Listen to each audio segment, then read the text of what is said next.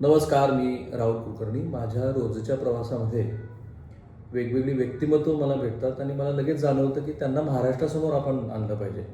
Sir, तुम्ही मूळचे नगरकर. नमस्कार. नमस्कार. येस. आणि किती वर्षापासून अमेरिकेत आहे? आता जवळजवळ 34 वर्ष झाली. ज्या व्यक्तीने 34 वर्ष अमेरिकेत व्यतीत केलेली आहे, त्यांचा तिथे इतका त्यांचा सोशल डेमोग्राफी पण मी बघितली की त्यांना मराठी जनांना आणि खास करून नगरच्या मंडळींना एकत्रित करण्याचा छंद आहे. आणि ग्लोबल नगरी म्हणजे फक्त नगरच्या लोकांना ते एकत्रित, मग मला आश्चर्य वाटतं किती नगरची लोक आहेत जगभरामध्ये. जगभरामध्ये जवळजवळ 1100 फॅमिलीज आहेत. फक्त नगरच्या. फक्त नगरच्या, म्हणजे नगर जिल्ह्यामध्ये 12-13 तालुक्यामध्ये कुठल्याही कोपऱ्यात असू दे. हां. आणि ज्यांचे रूट्स नगर जिल्ह्यात पण भारताच्या बाहेर आहेत. मग ते कोणी रशिया असो, जपान, थायलंड, सिंगापूर, ऑस्ट्रेलिया, मलेशियापासनं तर थेट ब्राझील, तर इकडे युरोप, इकडे middle east, Africa, Canada, US. आणि US मध्ये तर सगळ्या छोट्या मोठ्या शहरी, छोट्या मोठ्या युनिव्हर्सिटीमध्ये नगरची लोक. नगरचे लोक आहेत. पण मग हे सगळे नोकरीनिमित्त आहेत की व्यवसाय पण करतात? हां, नोकरीनिमित्त आहेत, व्यवसाय आहेत. आता नोकरी आहेत, चांगले चांगले सिनियर पोझिशनला आहेत, IT मध्ये आहेत. आमच्यातली काही यंग मंडळी आहेत की ज्यांनी व्यवसायसुद्धा सुरू केले आहेत. कोणी काय व्यवसाय करतात? रेस्टॉरंट्स आहेत चांगली. काही जणांचे रमडा म्हणा किंवा हॉलिडे एक्सप्रेस असे मोटेल्स आहेत. नंतर काही जणांचे स्कूल्स आहेत 4-4, 5-5 एकरवर नगरचे? हो, महिलांचे. काही आमच्या भगिनी अशा आहेत की ज्या पूर्वी IT चे सर्व्हिस करत होत्या, ती सोडून मुलं मोठी झाल्यानंतर स्वतःचं कॉस्मेटिक्स सुरू केलं आहे. आणि ज्यांच्याकडे आज 3-3, 4-4 इंजिनियर्स, 2-3 केमिस्ट कामाला आहेत. कॉस्मेटिक्सचं हे नगरच्या लोकांचं सांगतो. नगरचे लोक आहेत. एक जण आमच्याकडचे जे डल्लास आहे, डॉक्टर विश्वास दस, त्यांचे 1 नाही 2 नाही जवळजवळ 30-32 US पेटंट्स आहेत. Probably greatest scientist in that context. खूप मोठा असा परिवार आहे. आणि ऐकलं तुम्ही, म्हणजे हे इतकं त्यांचं नेटवर्किंग आहे की त्यांनी मला सत्यजित तांबे माझे मित्रच चांगले, त्यांचाच किस्सा सांगितले. ते जपानला गेले होते काहीतरी कामाला. हां, मग ते आता ही सगळी मंडळी जेव्हा जपानला होती त्यावेळेला ताईंशी माझं बोलणं झालं होतं, तर त्यावेळेला थोडं छोटंशी काहीतरी गोष्ट होती. तर मग आपल्या तिथे नगरी मंडळी आहेतच आहे. त्यांना सहज फोन करायला सांगितलं की तुम्ही जाऊन भेटलं पाहिजे, बोललं पाहिजे, त्यांना काय मदत आहे ती करा. झाली. 2-3 जण गेले, भेटले. हा एक असा अनुभव नाही, असे बरेच अनुभव आहेत की माझी एखाद्या व्यक्तीशी कधी भेटही झालेली नसते. तो मिडल ईस्टमध्ये, तो काहीतरी कंपनीमार्फत गेला, तिथं चुकीची कंपनी बोगस निघाली, पासपोर्ट त्याचा कंपनीत ठेवून घेतला. आणि तो त्याला कोणीतरी सांगितलं की तू किशोर गोरेंना सांग, मी अमेरिकेमध्ये, तो मिडल ईस्टमध्ये. पण तिथे आमची यंत्रणा आहे मिडल ईस्टमध्ये, आमचे नितीन रोहमारे कोपरगावचे, त्यांना सांगितलं. तेव्हा दादा तुम्ही काही काळजी करू नका. वा. त्या मुलाला त्यांनी ते बरोबर ट्रेस केलं, त्याचा पासपोर्ट आहे, तर कंपनीला जाऊन त्यांना सांगितलं की तुम्ही नाही केलं तर बघा म्हणून आमच्या. त्यांनी दिला आणि त्याला पैसे देऊन तिकीट काढून घेऊन 8-10 दिवस आपल्याकडे ठेवून घरी पाठवलं. वा. छोटी मोठी मदत. किशोर सर जे आहेत ना, त्यांनी मला पुन्हा एकदा सिद्ध करून दाखवलं की मराठी मनुष्य हा जग पादाक्रांत करतो. त्याच्यात क्रिएटिव्हिटी आहे. म्हणजे मी माझी नो युअर कंपनी नावाची मालिका जी महाराष्ट्रात खूप लाखोच्या संख्येनं बघतोय, त्याचं मुख्य कारणच हे आहे की एकतर मराठी मनुष्य हा कल्पक आहे, सचोटीनं काम करतो, त्याच्याकडे वेगळ्या कल्पना आहेत. सो आज गोरेसाहेबांना मुख्यत्वे तुमची मी भेट का घालून देतो, तर सगळ्यांना अमेरिकेत जे काही चाललं आहे, मिस्टर ट्रम्प जे काही टॅरिफ बिरीफ आणतायत त्याची चिंता आहे. माझे बरेचसे मित्र अमेरिकेतले पण आहेत, तेही चिंता व्यक्त करतात. सो आता अमेरिकेत काय चाललंय? आणि चिंता वाटावी जगाला, असंच खरं चाललंय की आम्ही प्रत्येकजण जे चाललंय त्याच्यामध्ये सहभागी आहोत का नाही ना. आम्ही त्यांना मतदान केलं का नाही. पण मतदान नाही केलं किंवा केलं तरी ते आमचे प्रेसिडेंट आहेत.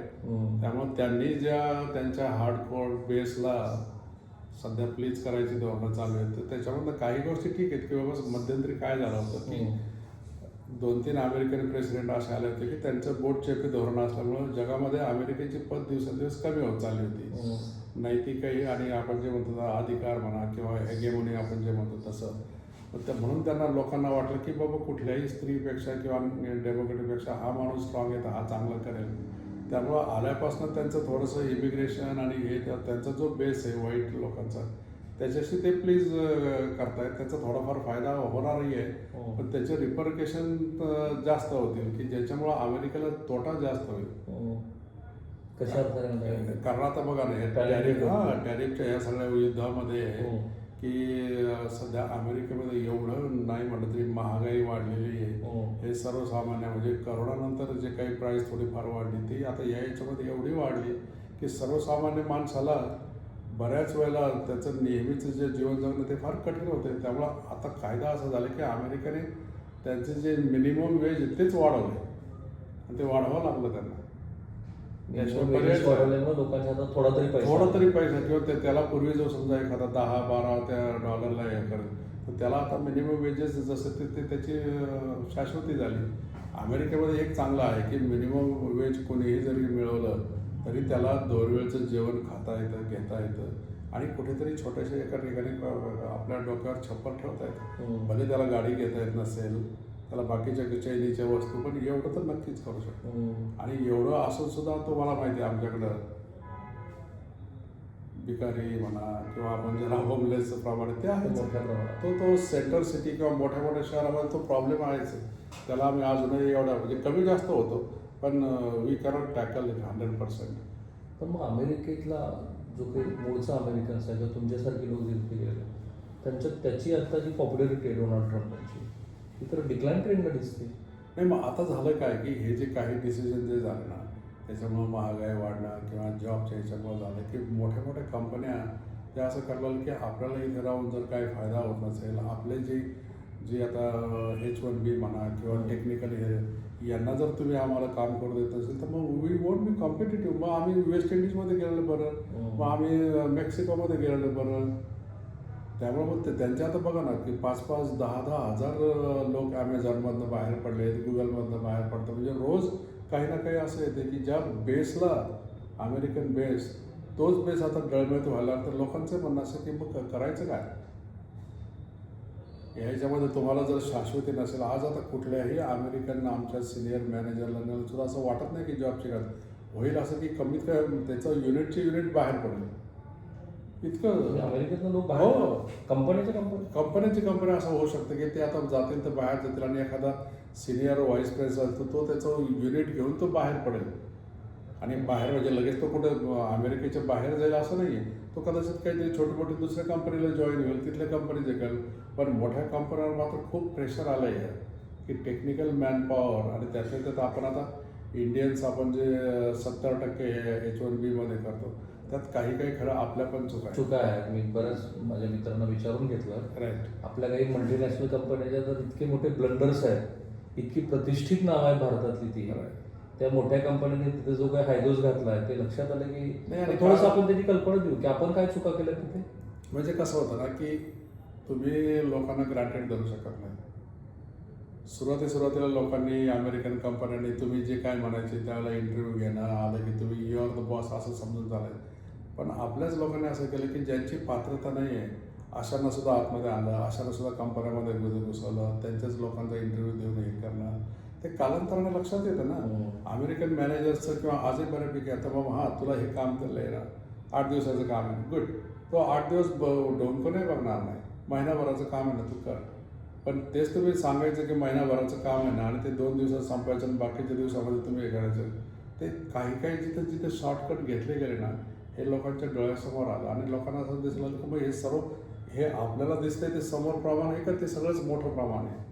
ते एक झालं. आणि दुसरी गोष्ट काय होतं ना की अमेरिकन सोसायटी मी तर तुम्हाला असं म्हणाल की जगामध्ये सगळ्यात जास्त आपल्याला कोण आपण आहोत असं ॲब्सॉर्ब करत असेल तर अमेरिकन सोसायटी.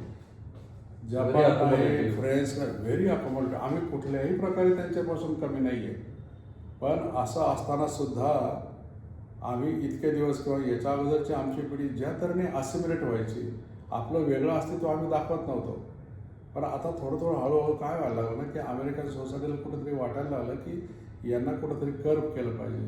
आता मध्यंतरी एक छोटंसं उदाहरण तुम्हाला सांगतो झालं ते बऱ्याच आमच्या लोकांनाही आवडलं नाही की काही अशा आपल्या ठराविक लोकांनी एक मंदिर होतं कुठलं तरी याचं आणि त्याचे 200-250 टेस्ला तुम्ही त्याचे हेडलाईट्स ऑन ठेवताय आणि तुम्ही हॉर्न वाजवत त्या छोट्याशा टाउनशिपमधून चक्कर मारून हे करताय. व्हॉट आर वी ट्राय चर्चा झाली खूप चर्चा इकडे पण झाली. झाली. लोक बोलत नाहीत, पण ही अमेरिकन सोसायटी जेवढी सोशिक आहे ना तेवढी ती मग, आणि हे सगळं दे कनेक्ट द डॉट. आता त्यांना असं वाटतं की पूर्वी काही एवढं ढोल ताशाचं वगैरे नव्हतं, आता गावोगावी छोट्या छोट्या गावी हे करतात. आणि तुम्ही एखाद दुसऱ्या तुमची कल्चर हे ते म्हणून ठीक आहे हो, पण तुम्ही कायम जर दर 15 दिवसांनी महिन्याने असे काही एखाद्या ठराविक दिवशी जाऊन त्याचा जर आवाजच खूप करायला लागला तर काय नाही. तुम्ही कुठेतरी मोठे मोठे जवळ 40 फुटी पुतळे उभारायला लागले, त्याच्या अनुषंगाने हे सगळं करायला लागतं. मग ते सोशल फॅब्रिक जे आजपर्यंत सगळ्यांनी जपलंय तिथं त्याला हळूहळू तोडायला, आणि हे सगळं डोळ्यासमोर येतं, किती दिवस सहन करणार ना. त्यामुळे त्यांना असं वाटतं की ह्या लोकांना आता कुठेतरी विरोध केला पाहिजे, आणि तो जाणवायला लागलाय आम्हाला हळूहळू. हे इतके दिवस होत नव्हतं. माझे जे अनेक अमेरिकेतले मित्र आहेत त्यांच्याशी ऑनलाईन किंवा प्रत्यक्षात ते इथे आल्यानंतर बोलताना मला असं जाणवतं की ते तिथे जाऊन पण 20-21 वर्ष झाली आहेत, 25 वर्ष झाली, पण स्वतःच्या संस्कृतीबद्दल, आणि तो असावा की असू नये तो तुम्ही जास्त सांगा मला, बरोबर, तो इतका अभिमान आहे की ते दुराभिमान झाल्यासारखं वाटायला. तर तिथेही जाऊन तुम्ही तुमचं वेगळं अस्तित्व कायम ठेवता, जे तुम्ही आता सांगताय. नाही, आम्ही अस्तित्व वेगळं ठेवलंच. म्हणजे कसं, आता तुम्हाला सांगितलं नाही की आमच्या 2 मुली आहेत, त्या मोठ्या आता दोघेही डॉक्टर्स वगैरे आहेत, सगळं आहे. परंतु आम्ही लहानपणापासून त्यांच्याशी मराठीच बोललो. त्यांनी इंग्लिश आमच्यापासून काय शिकायचे, उंबरठा ओलांडलं की इंग्लिशच शिकणार आहे. पण हा जो मराठीचा ॲसेट आहे, जो आपण घरामधून पेरेंट्सने द्यायला पाहिजे, तो जर आम्ही देण्यामध्ये कमी पडलो तर काय, म्हणून आम्ही ठेवला. आजही त्या भारतामध्ये आजी आजोबा नंतर कझिन्स यांच्याशी बोलायला, भारतामध्ये यायला उत्सुक असतात. आणि हे सगळं केल्यामुळं त्यांना इंडिया घाण वाटत नाही, डास वाटत नाही, तिथे गरम होत नाही आहे, त्यांना उलट मजा वाटते. पण याच्या व्यतिरिक्त आमच्या बरोबरचीच काही जर असे आहेत की त्यांना असं वाटतं की हे कशासाठी करायचं. समजा आता तुम्ही उद्या माझ्याकडे आलात आणि यंग कॉलेजला जाणारे, हायस्कूल जाणारी मुलं मुली ते काय करतील, लगेच आले की पटपट एक तर त्यांच्या रूममध्ये जातील, नाही तर मग कंप्लेंट पाहायला जातील. तर आम्ही काय केलं, नाही तुम्ही मुलींनी यायचं, जे कोणी आलं असेल तर बसायचं.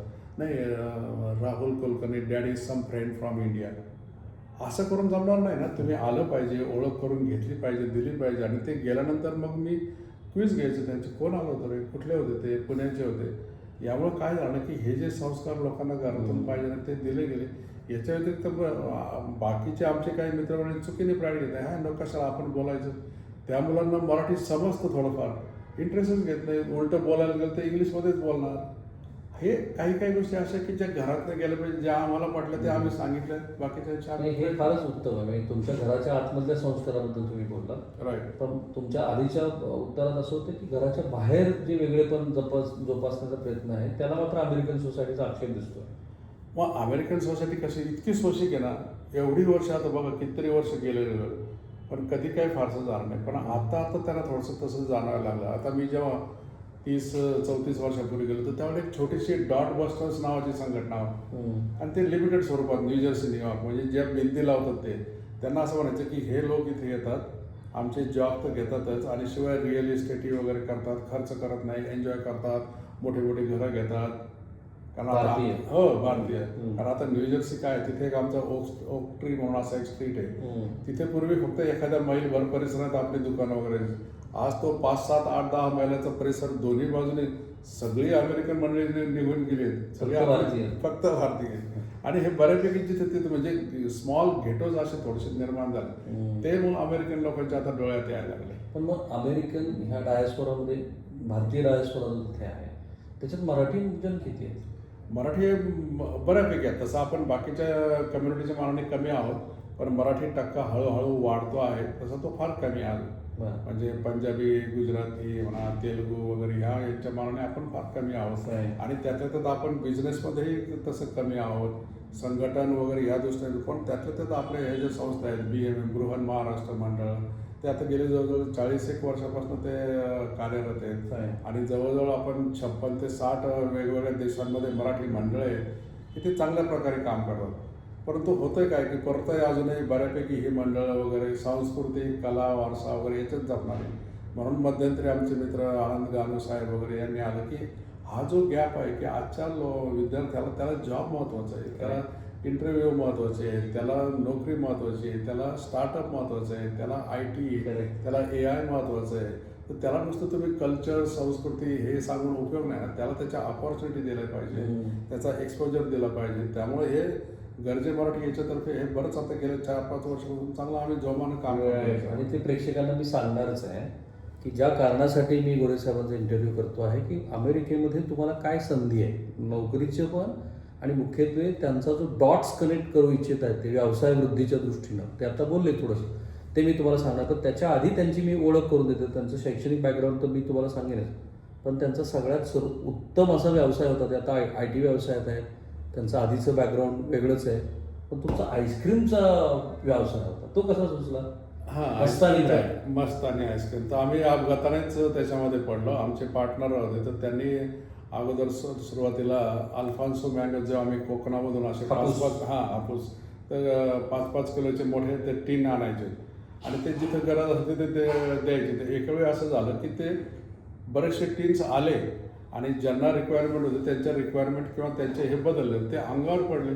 म्हणजे शोध हे आपण म्हणतो ना गरज ही शोधाची गरज आहे तसं त्याप्रमाणे ते अंगावर पडलं तर त्यांचं करायचं काय. मग यांना विचार त्यांना विचार असं करता करता मग आम्हाला कनेक्टिकटमध्ये एक असा इटालियन मॅन्युफॅक्चरर सापडला की he was ready to work with us आणि दॅट्स हाऊ मग तिथून तो सुरुवात झाली त्या बिझनेस आईस्क्रीम बिझनेस. आणि मग नाव आम्ही मस्तानी जे पुण्यामध्ये आपल्या सगळ्यांना गरज आहे कारण तिथं तो ब्रँड म्हणजे आम्ही तो सुरू केला मग मस्तानी .org असं ते आमचं होतं. आणि ते तुमचे ट्रक्स होते आणि ते आम्ही बऱ्यापैकी चाललो जवळ 10-12 वर्ष. आमचे स्वतःचे फ्रीजर ट्रक होते आमच्या आणि फॉर्म्युलेशन सगळं आपलं त्या इटालियन रॉ मटेरियल पण इकडनं ते सगळं पुरवणं ते करून घेणं ती जबाबदारी. हापूसच ना कोकणामधनं रॉ कॅनिंग करून. आणि मी कंपनीचं PR मार्केटिंग डीलर डिस्ट्रीब्युशन त्यामुळं मला सोमवार ते फ्रायडे हे आपलं ITचं काम आणि हे विकेंड हे असं आम्ही जवळजवळ 10-12 वर्ष केलं. फ्रीजर ट्रक होत्या जे 2 आम्ही जे उत्पन्न घ्यायचं ते त्याच्यामध्येच प्लाव बॅक करायचं. घरात एक पैसा म्हणून आणलं नाही, वाढवलं बिझनेस. आणि मग नंतर मी जसं मगाशी म्हटलं तसं थोडंसं असं प्लॅटू यायला असं सुरुवात झाली की जसं बिझनेस वाढत होता तसं जर आमच्यापैकी दोघांपैकी कोणी जर फुल टाईम आला असता हा पार्ट टाइम बिझनेस होता साहेब. म्हणजे नेहमीच मूळची IT कंपनी बरोबर तुम्ही पॅरलली करा. एक्झॅक्टली. त्यामुळे जर आमच्यापैकी कोणी फुल टाइम कारण काय झालं हे आम्ही त्या नॉर्थ ईस्टच्या 10-12 राज्यांमध्ये करायचे. 155 जॉईंट्सला आमचा होलसेल पुरवठा. आमचं असं एखादं दुकान तिथून स्कूप करून असं नव्हतं. खूप वेळ कोणाला होता. मग याच्यामधनं हळूहळू जे वाढलं तसं मग कॅलिफोर्नियात एन्क्वायरी झाल्यात नंतर मग कुठं कॅनडामध्ये या बाकीच्या राज्यांमध्ये या पण लिटरली शक्य नव्हतं कारण हे आईस्क्रीम पेरिशेबल प्रॉडक्ट आहे. म्हणजे मी तुम्हाला जसं सांगितलं तसं हे 8-10 फ्लेवर्स वेगवेगळ्या सायझेसमधनं आणि बारकोड FDA अप्रूव्ड वगैरे सगळं. म्हणजे कुणाला कधी आम्हाला विचारणं झालं की तुम्ही बेसमेंटमध्ये बनवता की काय म्हणा. अरे बाबा तसं करून चालत नाही ते. आणि एक मात्र आम्ही केलं म्हणजे जे मला तुम्हाला अवश्य सांगावं लागेल की कुठेही एका पानाची जाहिरात सुद्धा कुठल्याही न्यूजपेपरमध्ये काय असायचं ही BMN कन्व्हेन्शन, जैना कन्व्हेन्शन, मराठी ह्या प्रत्येक ठिकाणी आम्ही आमचं जे छोटं आईस्क्रीम असायचं त्याचे लोकांना द्यायचं. ओके. पण मग मला सांगा आता ज्या मुख्य कारणासाठी हा इंटरव्ह्यू बघितला जाईल जी मराठी मुलं आज बघतायत की ट्रम्पने तिकडे फार रिस्ट्रिक्शन्स आले त्यांना नोकरीमध्ये काय संधी आहे आणि व्यवसाय ते इथून तिकडे किंवा तिथं जाऊन काही करू शकतात का अमेरिकेत? आता याच्यामध्ये 2 प्रकार आहेत बघा. माझं अजूनही तुम्हाला सगळ्यांना असंच म्हणणं आहे की शिक्षणासाठी अमेरिकामध्ये जरूर यावं. स्टील यावं काहीही त्याच्यामध्ये नाही. शिकावं, चांगलं घ्यावं. त्याच्यामध्ये जो OPT किंवा त्यांना स्टेमसाठी जो टाईम मिळतो त्याच्यामध्येही एक्सपोजर घ्यावा. There is no best alternative than US education. हा मग आता ज्याला जमतंय पैसा हे ते अपॉर्च्युनिटी कोणी युरोपमध्ये जाईल कोणी ऑस्ट्रेलियामध्ये पण अजूनही अमेरिकेमध्ये या शिका. परंतु प्रत्येकाचा जो पूर्वी आग्रह असायचा आम्हाला त्यावेळेला संधी नव्हत्या आम्ही आलो तेव्हा. पण आज भारतामध्ये मी आता जेव्हा येऊन बघतो खूप काही संधी आहेत. त्यामुळं अमेरिकेमध्ये राहून सुरुवातीची 8-10 वर्ष कायम त्या स्ट्रेस खाली किंवा त्या गिलोटीन खाली घालवण्यापेक्षा अरे माझं H1B होईल की नाही, लॉटरी होईल की नाही, मल्टिपल होईल की नाही हे घालवण्यापेक्षा जमलं तुम्हाला तुमच्या नशिबाने झालं पण जास्तीचा आटापिटा करून कसंही करून तिथंच राहायचं वगैरे असं धरू नका. त्यापेक्षा तुम्ही थोडंसं जाणीवपूर्वक प्रयत्न करा. 1-2 जण एकत्र या, कल्पना करा ग्रामीण भागामध्ये काय महाराष्ट्रामध्ये काय जिथं कुठे डिमांड काय आहे त्याच्या दृष्टीने आणि स्टार्टअप करा. इतकं स्टार्टअप होईल की आपण आपल्या इथं राजे आणि पूर्वी कसं होतं, अमेरिकेमध्ये ज्या काही वस्तू असतील, ज्या काही गाड्या असतील, ज्या काही गोष्टी असतील, त्या इथे नव्हतं. आज आता सगळं इथं आलं. सगळे ब्रँड मी बघतोय ना, कपड्यांपासनं तर गाड्यांपासनं तर सगळे शूजपासनं सगळे ब्रँड.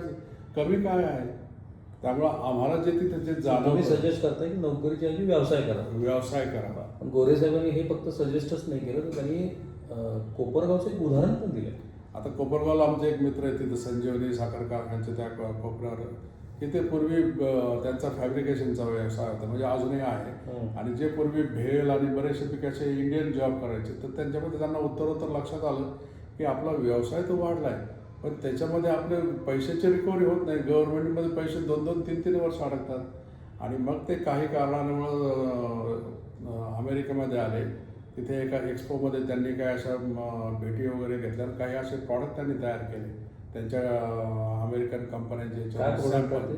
इथे युटिलिटीमध्ये, इंडस्ट्रीमध्ये ट्रान्सफॉर्मरला लागणारे छोटे मोठे पार्ट्स बनवतात. ओके. आणि ते पार्ट्स ते अप्रूव्ह झाले ना, आज आता गेली 5-6 वर्ष त्यांचा चांगला बिझनेस सुरू झाला आहे की जे 70-80% ते एक्सपोर्ट करतात अमेरिकेला. किती छोटा turnover माल. असावं साधारणतः?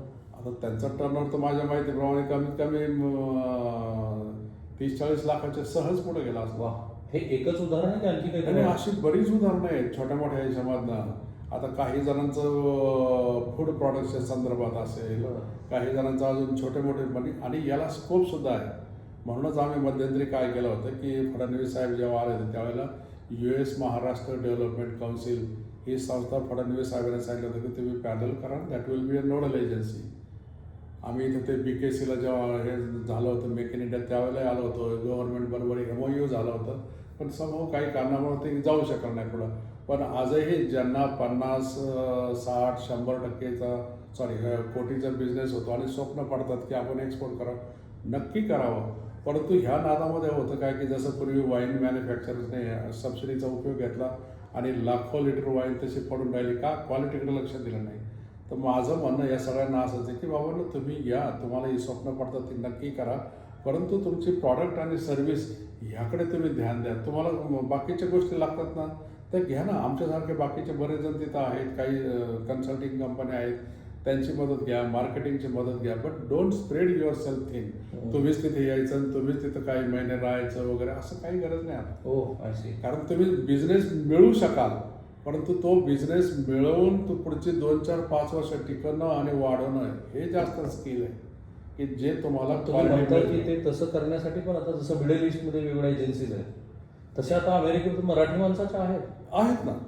मराठी माणसं ते त्याचा उपयोग घेऊ शकतो. आता आमचं गरजे मराठी त्यांच्यातर्फे आम्ही जे डिफरंट एन्क्लेव्ज वगैरे घेतो, सचिनजी इटकरण त्यांचे इथे जे WADC आहे ते, ह्या अशा नवीन संस्था पुढे आल्या आहेत, त्यांच्यातर्फे एक्सपो होता, एन्क्लेव्ज होता. तुम्ही जर आपल्या प्रेक्षकांना सांगा बरं की अमेरिकेमध्ये जो मराठी मनुष्य आहे, त्याला आता व्यवसाय करायचा, तो कसा कॉन्टॅक्ट करू आणि कुणाशी करू शकतो?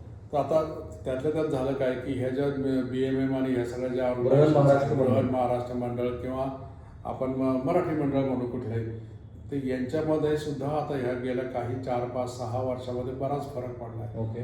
ते फक्त सांस्कृतिक करत नाही. आता ते ह्याही गोष्टीकडे वळले. त्यांचे बरेचसे सेमिनार अपॉर्च्युनिटी होतात आणि त्यातल्या त्यात आता गरजे मराठी नवीन जे व्यासपीठ आता लोकांना म्हणजे आनंद गालू साहेब आणि माझ्यासारखे किंवा आणखी मी तर त्या मानानं तसं नाव काय, पण बाकीचे बरेच जण आहेत की ते वेगवेगळ्या ठिकाणी त्याचे चॅप्टर सुरू झाले आणि मोर फ्रॉम संस्कृती कला याच्यापेक्षा business startup, AI, joint ventures याच्यामध्ये सेमिनार होतात आणि याच्यामधून लोकांना जे ऑलरेडी मराठी लोक आहेत त्यांना गोळा केलं.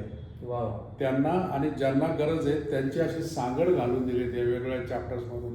त्यांचे वेगवेगळे जे एन्क्लेव्ज वगैरे होतात. आता दुबईला झालं, पुण्यामध्ये झालं, लंडनमध्ये झालं, मागच्या 2 वर्षापूर्वी न्यूजर्सीला आमच्याकडे झालं. याच्यामधून लोकांना फार मोठ्या आशा निर्माण झाल्यात आणि लोक एकत्र यायला लागले. म्हणजे गेल्या 4-5 वर्षामध्ये मराठी याच्यामध्ये ते मी तर मोठी क्रांती झाली की ज्यामुळे लोकांना कळायला लागलंय की कोण आहेत, कुठे आहेत. नाही तर तुम्ही असतात पुष्कळ जण, पण एकमेकांची सांगडच घालता येत नाही. किती छान आहे बघा. मला आनंद वाटतो की मी जे तुम्हाला उद्योगी व्हा असं सतत सुचवतो आणि त्यानिमित्तानं अशा महनीय व्यक्तीची तुम्हाला भेट घालून देतो. आता तर त्यांनी अमेरिकेतली पण दारं कशी उघडी होतं ते सांगितलं, पण काही प्रोडक्ट वाईज आपल्याला सांगते की ॲग्रिकल्चरमध्ये काय स्कोप आहे किंवा आणखी मॅन्युफॅक्चरिंग म्हणजे काय करू शकता? ऑटोमोबाईलमध्ये काही आहे का? आता ऑटोमोबाईलचं तर मोठं चांगलं उदाहरण आपले बडवे ग्रुपच आहे की जे बडवे साहेब बडवे श्रीकांत engineering. हो बडवे इंजिनियर श्रीकांतजी त्यावेळेला आमच्याकडे 2003 साली 2000 साली आले होते. पतंगरावजी कदम, राजेश टोपे वगैरे सगळे आम्ही असंच बसलो होतो न्यूयॉर्कमध्ये. तर त्यावेळेला बडवे साहेब विचारत होते की अरे डेट्रॉइटला जायचं मला तिथं कुठं ओळखी आहेत का काय आहेत का ते. आणि आज बडवे साहेब आणि त्यांचे 2 मुलं एक्सपोर्ट किती छान प्रकारे अमेरिकेत करतात. ग्रेट. म्हणजे हे तर एक फार मोठं मुद्दा. आणि मध्यंतरी महाराष्ट्र शासनानं केवळ त्यांच्या ह्या सगळ्या यालाच एक चालना मिळावी आणि रेकग्निशन व्हावं म्हणून त्यांना मोठ्या चांगल्या कमिटीवर घेतात. आणि ॲग्रीमध्ये पण स्कोप आहे. ॲग्रिकल्चरमध्ये सुद्धा आता जसं मी सांगितलं ना की बाबा पूर्वी आम्ही सांगायचं कोणाला तरी की तुम्ही ऑर्गॅनिक गुळ असेल तो करा, त्याचे काहीतरी वेगळं व्हेरिएशन करा. आज मी बघतो तो ऑर्गॅनिक गुळ हा वेगवेगळ्या आकारामध्ये येतोय, वेगवेगळ्या साईजमध्ये आहे. शिवाय तो कॉफी ब्रँड आहे, त्याला कुठंतरी संत्रा फ्लेवर दिला आहे, मोसंबी फ्लेवर दिला आहे, पाईनॅपल फ्लेवर. अहो याचीच गरज आहे. थोडंसं आपल्याकडची जी प्रॉडक्ट आहेत ना थोडेसे इनोव्हेटिव्ह त्याच्यामध्ये करा, त्याच्यामध्ये क्वालिटी आणि पॅकेजिंग थोडंसं भर द्या. कारण अमेरिका काय आणि बाहेरचे देश काय त्याच्यामध्ये समोर जर ते प्रॉडक्ट तुम्हाला अट्रॅक्ट करत नाही, चव गेलं तर नंतर राहिली गोष्ट. आधी अट्रॅक्टिव्ह आधी अट्रॅक्ट तुम्ही करा आणि मग लोक तुमची चव घेतात. पण फार स्कोप आहे. म्हणजे आता ऑर्गॅनिक गुळाचं किंवा सेंद्रिय गुळाचं आणि याच्यात 2-3 एक्झाम्पल मी सिम्पल तुम्हाला सांगितले. पण अशासारख्या प्रॉडक्ट आता चिंच तुम्हाला सांगतो. चिंचेला वरून साखर थोडंसं सॉल्ट लावून त्याचे वेगवेगळ्या प्रकारचे क्यूब्स करणे किंवा त्याचे गोळे करणे हे छोट्या छोट्या गोष्टी छोट्या छोट्या चांगल्या पॅकमधून थायलंडमधनं येतात. अहो ते आपल्याला काय करणं त्याच्यामध्ये काय rocket technology. Thailand, Malaysia, Indonesia याच्यामधनं ह्या अशा छोट्या छोट्या आता पाईनॅपल ते साधे चांगलं मोठं पाईनॅपल ते असं सगळं व्यवस्थित कट करून त्याला हे केलं की लोक आज घेतात तरी खातात. म्हणजे ह्या अशा कितीतरी गोष्टी हे सगळं बाहेर येतं आणि हे सगळं बाहेरून येतं. म्हणजे मी जर मला असं जर कोणी उद्या भेटलं आणि सांगितलं असे कितीतरी प्रॉडक्टच्या याच्यामध्ये असं आहे की आपल्याकडचे लोक हे चांगलं करू शकतात. आता आपल्याकडचं डाळिंब आहे, आपल्याकडचं पेरू आहे, तिथे मिळत नाही.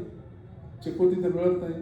नुसतं फरसाण आणि बाकीच्या गोष्टी हे ते पाठवणं, दिवाळी फराळ पाठवणं ते ठीक आहे. पण आता त्याच्या पलीकडे आपण गेलं पाहिजे पुढं. तर एक कमाल आहे. तुमची किती वर्ष अमेरिकेतली? आता अमेरिकेत जवळ 30-34 वर्ष झाली. तुमची मराठी नाही बिघडली अजून. कधी कधी असं वाटतं, मलाही बरेच जण म्हणतात की तुम्हाला असं वाटत नाही तुम्ही अमेरिकेत आहात असं म्हणलं. मग तेच माझं यश असलं पाहिजे की एवढी वर्ष राहूनही जर मी तुम्हाला तुमचा वाटतो आणि मी असं 2 वर्ष कुठल्याही अर्थाने तुम्ही अमेरिकन्स वाटलं. 3-4 वर्ष कुठेतरी जातात. कहाणी ती आणखी मी सांगितलीच नाही तुम्हाला. त्यांचं जर एज्युकेशनल बॅकग्राऊंड ऐकलं तर तुम्हाला लक्षात येईल की काय काय करत करत कुठं गेले. जरा करू सुरुवात. तुमची सुरुवात तशी श्रीरामपूरची. श्रीरामपूर, अहमदनगर जिल्हा छोट्याशा फार्मिंग कम्युनिटीमध्ये आहे. वडील शेतकरी, अशोक कारखान्यात वडील सर्व्हिसला होते. मग नंतर आईनं आमचा लहानपणापासून अभ्यास घेतला. पब्लिक स्कूलच्या परीक्षेला मी उत्तीर्ण झालो. मी नाशिकला गेलो. सैनिक स्कूलच्या परीक्षेला भाऊ उत्तीर्ण झाला धाकटा, तो सातारा पब्लिक स्कूलला गेला. मी 10वीमध्ये पब्लिक स्कूलला कधीही नंबर सोडा नाही. बोर्डामध्ये आलं, बक्षीस झालं. त्यावेळेला आमच्याकडे गोविंदराव अधिक आमदार होते. वडील त्यांना भेटले. ते म्हणे अरे आपण असं करूयात की करमशीबाई, जेठाबाई, सोमय्या हे आपल्याकडे उद्योगपती साखर त्यांना भेटू. मग त्यांनी चिठ्ठी दिली. आम्ही गेलो, भेटलो. त्यांनी बघितलं अरे मुलगा चांगला आहे, सगळं चांगलं आहे म्हणे. मी पैसे उचलून देणार नाही, परंतु तुम्ही जर मुलाला आणून घातलं तर मी मुलाचा सगळा खर्च करेल. सगळं व्यवस्थित झालं. ग्रँड मेडिकलची ॲडमिशन 0.33% गेली. सरदार पटेलला घेतली. सरदार पटेल इंजिनिअरिंगला.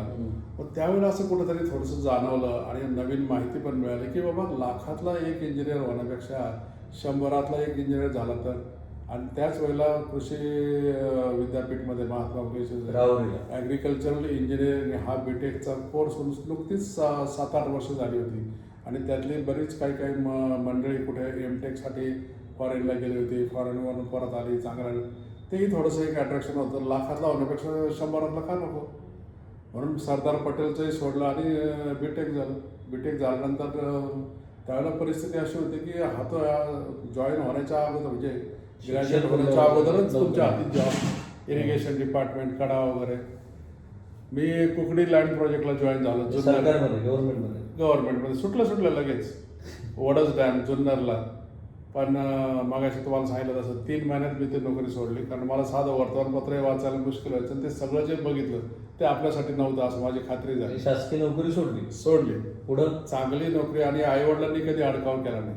मग विद्यापीठमध्ये असिस्टंट प्रोफेसर म्हणून शिवाजी विद्यापीठात? नाही, महात्मा फुले कृषी विद्यापीठात कोल्हापूरला ॲग्रिकल्चर कॉलेज इंजिनिअरिंग डिपार्टमेंटला.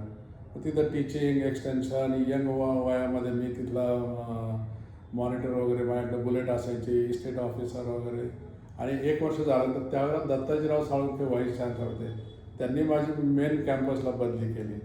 मग मेन कॅम्पसला आल्यामुळे झालं काय की आमची ही सगळी बाकीची मंडळी, मगाशी मी म्हटलं तसं शेखरजी गायकवाड, महेशजी जगडे, चंद्रकांत दळवी, किशोरराजे निंबाळकर, सगळी हुजहुज ही सगळी हुजहू मंडळी. त्यावेळेला आम्ही एकत्र बसून MPSC UPSCचा अभ्यास केला. नंतर सगळ्यांचं सिलेक्शन झालं, ही मंडळी जॉईन झाली आणि मला त्याच वेळेला गव्हर्नमेंट ऑफ ऑस्ट्रेलियाची पहिली आंतरराष्ट्रीय क्लिअर केली होती का? हो, MP मी म्हणजे पहिल्याच याच्यामध्ये मेन इंटरव्ह्यू सगळं व्यवस्थित. तुम्ही एक सरकारी अधिकारी राहिला असतो तिथे. मग ही सगळी मंडळी मला तेच म्हणतात ना, किशोरजी तुम्ही फार चांगलं केलं, तुम्ही बाहेर निघून गेला. तर तुम्ही गेला हे PhD. मग त्यावेळेला मला ऑस्ट्रेलियन गव्हर्नमेंटची इंटरनॅशनल फेलोशिप मिळाली, एशियन इन्स्टिट्यूट ऑफ टेक्नॉलॉजी, जिथे मी माझं MTech केलं. ते MTech झाल्यानंतर मग भारतात परत येऊन मग जैन इरिगेशनमध्ये काही दिवस 3-3.5 वर्ष जॉब केला. मग अशी तुम्हाला मी सांगितलं तसं भवरलालजी जैन यांच्याबरोबर खूप चांगली संधी मिळाली काम करायला. त्यांच्या थिंक टँकमधला यंगेस्ट मेंबर ते मला म्हणायचे की किशोर, मी तुला पाठवलं तर तू एक तर फॉरेन रिटर्न आहेस, व्यवस्थित इंग्लिश, तुझी पर्सनॅलिटी छान आहे, तू कंपनीचा PR सांभाळतोस, तू टेक्निकल गोष्टी सांभाळतोस, प्रॉब्लेम सॉल्व्ह, म्हणजे तू काय तू गेलास की 4 माणसांचं काम कर. आणि बॅचलर होतो 2 दिवसासाठी म्हणून मी मुंबईला जायचो आणि 23व्या-25व्या दिवशी कुठून तरी त्रिवेंद्रमवरनं परत सगळीकडे जिकडे तिकडे zonal offices, regional offices, ticket काढलं जायचं, हॉटेल बुक व्हायची, जेवणं खाणं सगळं मी फक्त काम करायचं. त्यामुळं फारुख अब्दुल्ला काश्मीरपासून तर थेट खाली इकडं जयललिता, चंद्रबाबू नायडू, गुजरातमध्ये चिमन वाईट यांच्या डायरेक्ट घरी ॲक्सेस, जाणं येणं भेटणं बोलणं, खूप काम केलं. चंद्रशेखर त्यांच्यावर, भोंडसे आश्रम, माजी पंतप्रधान, भजनलाल, देवीलाल, खूप चांगलं झालं. आणि कुठेही वर्ल्ड बँकेची काही आलं त्याच्यामध्ये मी कुठं बाकीच्या ठिकाणी कुठं. आता मांजरा सहकारी साखर कारखान्याला त्यावेळेला आमचे आता ते BB ठोंबरे साहेब ते मॅनेजिंग डायरेक्टर होते. तिथे बायवाल बसवणं, अंकल खोपला शुगर फॅक्टरीमध्ये वसंतदादा शुगर बायवाल बसवणं. नंतर मग इकडे वसंतदादा इन्स्टिट्यूट बरोबर, बारामतीला आप्पासाहेब पवारांबरोबर राजेंद्र दादा यांच्याबरोबर जवळ काम केलं. तिकडे अण्णासाहेब हजारेंबरोबर जवळून काम केलं. त्यामुळं खूप चांगली संधी मिळाली. बॅचलर होतो, कधीही शनिवार रविवार बघितलं नाही, सुट्टी घेतली नाही. त्याचा मला आज जीवनामध्ये खूप चांगला उपयोग आहे. चला, तुम्ही ह्या प्रश्नाचं उत्तर दिलं की आयुष्यात किती तास काम केलं पाहिजे कोविडच्या काळात, असं तर खूप वाद झाला होता. पण अमेरिकेत कसे पोहोचला तुम्ही? अमेरिकेमध्ये पोहोचलो ते लग्न झाल्यानंतर पाहिलं त्याच वेळेला माझं रोटरी ॲम्बॅसेडर फेलो म्हणून सिलेक्शन झालं. आणि विशेष गंमत म्हणजे मी नगर, नाशिक, धुळे वगैरे ह्या अशा 5 जिल्ह्यांमधला रोटरी डिस्ट्रिक्ट. आणि त्याच वेळेला माझ्या मिसेसचं कोल्हापूर, सांगली, बेळगाव वगैरे त्याच्यात माझी 1 वर्षासाठी निवड आणि तिची 2 वर्षासाठी. हे आम्हाला लग्न झालं फेलोशिप. आणि हे लग्न झाल्यानंतर समजलं. म्हणजे आमचे 5 पॅरलल होते, पण लग्न झाल्यानंतर समजलं की सिमिलर स्कॉलरशिप. तर तिला लग्न झाल्याशिवाय तिचे आजोबा म्हणजे शंकरराव बाजीराव सावंत जे माझे ते म्हणे नाही, लग्न झाल्याशिवाय तू दुनियेत कुठं जायचं नाही. माझी लग्न केलं, आधी लग्न झालं, फेलोशिप घेतली, मग अमेरिकेत गेलो. तिथे किती वर्ष फेलोशिपवर काम केलं? मग तिथे मी मला 1 वर्षाची ती fellowship, visiting scientist, visiting scholar. मी कॅलिफोर्नियात गेलो, मिसेस गेल्या त्या फिलाडेल्फियाला. त्यांचा 2 वर्षाचा प्रोग्राम, माझा 1 वर्षाचा प्रोग्राम संपला. पण मी येण्या अगोदर PhD फेलोशिप सिक्युअर केली. कुठे? University of Athens, Georgia. तिथे मी माझं PhD सुरू केलं. तिथेच आमचा मोठी मुलगी अंकिता, त्याची डॉक्टर आहे, तिचा जन्म झाला. म्हणजे थोडक्यात असं की अमेरिकेत गेल्यानंतर सुरुवातीचं जे लाईफ असतं ते बऱ्यापैकी नॉमॅडिक IT मध्ये असतं. म्हणजे लिटरली आम्ही 10 राज्यांमध्ये अपार्टमेंट घेऊन राहिलो. मोठ्या मुलीचा जन्म जॉर्जिया, 10 राज्यात. होय, नुसतं पास झालो असं नाही, राहिलो. धाकट्या मुलीचा जन्म ॲरिझोना, जे वेस्ट कोस्टचं राज्य आहे. आणि आता गेली 22-23 वर्ष आम्ही न्यूजर्सीमध्ये आहोत. आणि मोठ्या मुलीचा जन्म जॉर्जियामध्ये, जिथे मी PhD सुरू केलं. आणि मग PhD सुरू केल्यानंतर विशेष गंमत कशी असते, ह्या दोन्ही मुलींच्या जन्मानंतर आम्हाला चांगल्या गोष्टी म्हणजे मुली कशा लाभतात आणि फॅमिलीचं आयुष्य कसं सुधारतं. मोठ्या मुलींच्या जन्माच्या वेळेसच मला वर्ल्ड बँक जपानची फेलोशिप मिळाली. तिसरी फेलोशिप, ही तिसरी पहिली फेलोशिप. ऑस्ट्रेलिया, पहिली ऑस्ट्रेलिया, जपान आणि ही तुम्ही स्कॉलरच आहेत खरं. आणि ग्रामीण भागातून येऊन थोडंसं धडपड करत गेलो. पुढे झालं, बिचाऱ्या आईवडिलांना माहीत सुद्धा नसायचं की मी नेमकं काय करतोय. कसं माहिती असणार त्यांना. म्हणजे मी जेव्हा पहिल्यांदा पण मग ती फेलोशिप केली वर्ल्ड बँकेची. वर्ल्ड बँकेची फेलोशिप, त्यात माझं agricultural engineering, irrigation, food technology हे लौकिक अर्थाने करिअर म्हणून संपलं. अजूनही हृदयात आहे. त्याच्यानंतर मी मग IT प्रोजेक्ट मॅनेजमेंट आणि आता ती केव्हाची गोष्ट सांगता तुम्ही IT? ही आता त्यावेळेला Y2K सुद्धा सुरू झालं नव्हतं. आम्ही 91 मध्ये गेलो आणि Y2K 2000 साली सुरू झालं. तेव्हा तो इश्यू झाला. हो, त्यानंतर मग आता गेल्या 20-25 वर्षानंतर so you started your career in 1991. हा 90 म्हणजे सुरुवातीची वर्ष या सगळ्या फेलोशिप हे ते पूर्ण करून 96च्या दरम्यान सुरू केलं. 4-5 वर्ष. ग्रेट. मग आता तुम्ही सुरुवातीला IT कंपनीत काम केलं, नंतर स्वतःच्या IT कंपनी. हा, मग एका कंपनीमधनं IT तोपर्यंत ग्रीन कार्ड वगैरे झाला, तो व्हाईस प्रेसिडेंट म्हणून बाहेर पडलो आणि मग स्वतःची कंपनी सुरू केलं. मग त्याच्यात ती आता बेसिकली मी स्वतःच कंपनीचा एक्सपोर्ट म्हणून, इंडस्ट्री एक्सपोर्ट म्हणून आता किती टर्नओव्हर आहे तुमच्या कंपनीचा? तर टर्नओव्हर हा आपला स्वतःचा जो वैयक्तिक होतो तो तुम्ही साधारणतः 500,000 वगैरे असं म्हणा. कारण आम्ही नंतर एम्प्लॉई वाढवणं, बॉडी शॉपिंग करणं असे पडलोच नाही. एम्प्लॉई जसं लागेल तसं मार्केटमधून घ्या आणि ते सॉर्ट ऑफ कन्सल्टन्सी. हा. पण 91 IT मध्ये जाण्याची कल्पना कशी सुचली तुम्हाला? नाही, 91 गेलो तेव्हा डायरेक्ट IT गेलोच नाही. रोटरी अँबॅसेडर फेलोशिप मिळाली म्हणून अमेरिकेत गेलो. मग नंतर हे पुढचं थोडंसं ओघाने घडत आलं. नशिबाचाही भाग त्याच्यात असा म्हणावा. कसं काय? कारण कसं झालं बघा ना, लग्न झाल्यानंतर गेलो म्हणजे सहचारिणी जी आयुष्यात आली तिचाही पाय म्हटलाच पाहिजे ना. म्हणजे मी अगोदर होतो जैन इरिगेशन मध्ये होतो, MTech केलं. जैन इरिगेशन मध्ये जवळजवळ 20-25 देशांमध्ये मी फिरलो, टेक्निकल कोलॅबोरेशन, इस्रायलमध्ये राहिलो, स्वित्झर्लंड, इकडं तिकडं. तुम्ही खऱ्या अर्थाने जग फिरलेला मराठी माणूस आहे असं म्हणायला हरकत. आता आज तर मी जवळजवळ 55-60 देशांपेक्षा जास्त नुसतं फिरलं नाही, तुम्ही राहिलात ना. काही देशांमध्ये तर कामासाठी गेलो, काही देशांमध्ये राहिलो आणि बाकीच्या देशांमध्ये नुसतं असं पर्यटन म्हणून जिथे जिथे गेलो काही बघितलं. पण US मध्ये आल्यानंतर जरा प्रमाण थोडंसं कमी झालं. काय पण मग आता तुम्हाला तुमचा मूळचा आता व्यवसाय तोच IT कन्सल्टन्सी. कारण आता आम्ही थोड्यामध्ये बऱ्यापैकी आता थोडंसं स्लो होणं असं वाटतं की नवीन जे काही बडिंग एंटरप्रेनर्स आहेत आणि त्यातल्या त्यात इंडियामध्ये की काही अशा 2-4-5 कंपन्या आम्हाला काही लोक असे अप्रोच झाले की बाबा काही सिक युनिट्स आहेत किंवा काही ज्याला स्कोप होऊ शकतो तिथं तुम्ही आम्हाला थोडीशी मदत कराल का. तर आम्ही थोडंसं आता विचार करतोय, काही चांगले मित्र आहेत की अशा ज्या आपण अमेरिकेतनं भांडवल घेऊन तुम्ही भारतीय कंपन्यांना. हा, ओके. तर त्यांना अशी काही गरज चॉईसेस करता की कसं? थोडंसं स्टार्टअप म्हणून असं नाही की ज्यांना स्कोप आहे. काही जण आम्हाला भेटलेत, काही जण अजून भेटतायत की त्यांना आम्ही सांगतोय की हरकत नाही, तुमच्या याला स्कोप आहे. अमेरिकेमध्ये प्रोडक्ट्सला सध्याची प्रोडक्ट लाईन थोडीशी चेंज करा किंवा सध्याच्या प्रोडक्ट्समध्ये क्वालिटी, पॅकिंग, शिपिंग ह्या गोष्टीमध्ये थोडासा बदल देऊ असं. ओके. पण स्कोप मात्र भरपूर आहे, करणारा मात्र पाहिजे. आणि करणाऱ्यांनी सोलो प्रयत्न जे लोक हमी करतात ना, त्यापेक्षा जरा थोडंसं एकत्र येऊन पार्टनरशिप करा, 2-4 जण करा. प्रत्येक पार्टनर हा काही ना काही एक व्यवस्थित वेगवेगळं पर्स्पेक्टिव्ह घेऊन येतो.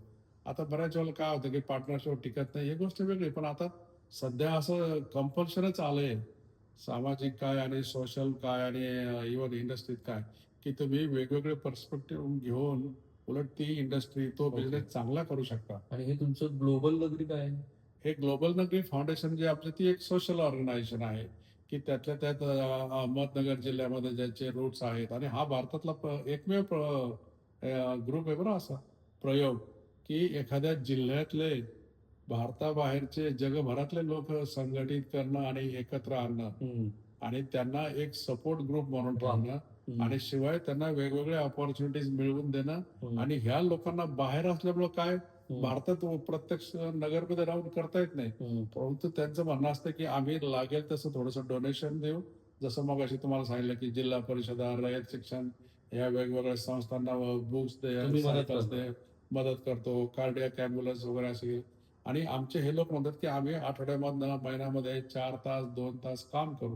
म्हणून हे काम आम्ही काय करतो वा. की जिल्हा परिषदांचे जे शिक्षक आहेत, ट्रेन द ट्रेनर्स, इंग्लिश शिकवणारे, त्या इंग्लिश शिकवणाऱ्या शिक्षकांचं आम्ही 4-4 महिन्याचे इंग्लिश इम्प्रुव्हमेंट प्रोग्राम मॉड्यूल असे ते राबवले की जिथे आमचे 150 लोक या अरे येस आणि नो असं म्हणणारे शिक्षक 4 महिन्यानंतर पॅराग्राफ लिहायला लागले. पण काय युरोपियन ऍक्सेंट आणि अमेरिकन ऍक्सेंट किंवा युकेचे त्याच्यात काय फरक आहे? बऱ्यापैकी फरक आहे तसं लिंगोमध्ये तुम्हाला सांगता येईल आपल्याला काय माहिती? नाही, मला एवढं युरोपियनचं वगैरे दाखवतात नाही आणि अमेरिकनचं सुद्धा थोडंसं कसं फास्ट आहे आणि समजायला लोकांना अवघड आहे. हम्म. बाकी लिंगोच्या पेक्षा आज काय आहे ना की तुम्ही समजावून कसं समजावून घेऊन तुम्ही बिझनेस कसं करता याच्यावर जास्त आहे. हम्म. नाही तर आपल्याकडची यंग मंडळी काय होते की तुम्ही 2 वर्ष 3 वर्ष तिथे गेला ना आलं ना नंतर असं दाखवणार की बाबा मी फार जसं काय अमेरिकेत जन्म झाला. तसं कोण काय उपयोग नसतो ना. आमच्यासारख्याला तसं करायची गरज पण नाही. तुम्ही बोलले एवढ्या वेळात इंग्रजी एकही शब्द आला नाही. आमच्या हाताखाली जी माणसं काम करतात ना अमेरिकन त्यांना माहिती आहे आपण कोण दादा आहे. परंतु आपल्याच माणसाला उगाच तोंड वेगळं दाखवून काय करायची गरज नाही ना. पण ते मिस्टर ट्रम्प ज्या पद्धतीने बोलतात ते जी तुम्ही मिमिक्री काय करता कधी कधी. नाही काही तशी करायची गरज नाही पण करू शकतो तसं. बरं एखादं वाक्य जर आपल्या ते तसं हे नाही बरं पण जरा प्रेक्षकांना तेही ऐकायला बरं वाटेल. Not my choice. नाही एवढं जमणार पण असं सांगायचं मुद्दा असा की बऱ्यापैकी बोलून करून सांगता येते पण काय करायची गरज Fine, नाही. ठीक थांबूया आपण. पण आता काही लोक तुमच्याशी संपर्क साधायचा sir, how they can contact you? आता बऱ्याच लोकांना संपर्क साधायचा म्हणलं माझा फोन तर इंडियन जो आता मी घेतलाय तो माझाच नंबर अजून मला माहित नाहीये. बरं फाईन. परंतु पण ते कोणाला तुम्हाला मेल करू शकते? हो मेल करू मेल शकतो. ॲड्रेस सांगा. मग मेल ऍड्रेस सांगतो मी. किशोरचा के पहिला आणि गोरेचं GORE KGORE 2001 @yahoo.com. के गोर आहे, के कॅपिटल आहे, GORE GORE yahoo.com. KGORE 2001 2001 okay 2001 आहे. 2001 के गोर 2001 yahoo.com. yahoo.com. फाईन, तुम्ही त्यांना संपर्क करा. माझा मुद्दा तुमच्या लक्षात आला ना. मी नेहमीप्रमाणे कोणाचं तर प्रमोशन करणार नाही, करत पण नाही, पण तुम्हाला काहीतरी याच्यातून नवीन शिकायला मिळावं. आणि मला आनंद आहे की तुम्ही ज्या लाखोच्या संख्येने हे पाहत आहात आणि खास करून अशा अनेक कंपन्या मी बघतोय की आमच्या सिरीजमुळं एका कंपनीमध्ये 30-30 नवीन एम्प्लॉईज मिळाले. कुणी ऑस्ट्रेलियातनं आले, कुणी जर्मनीतनं आले. अनेक कंपन्यांना त्यांच्या विस्तारासाठी मदत होते आहे. मला असं वाटतं की तीच आमची अचिव्हमेंट आहे. आम्ही कोणाचं कसलंही प्रमोशन कधीही करत नाही. थांबूया.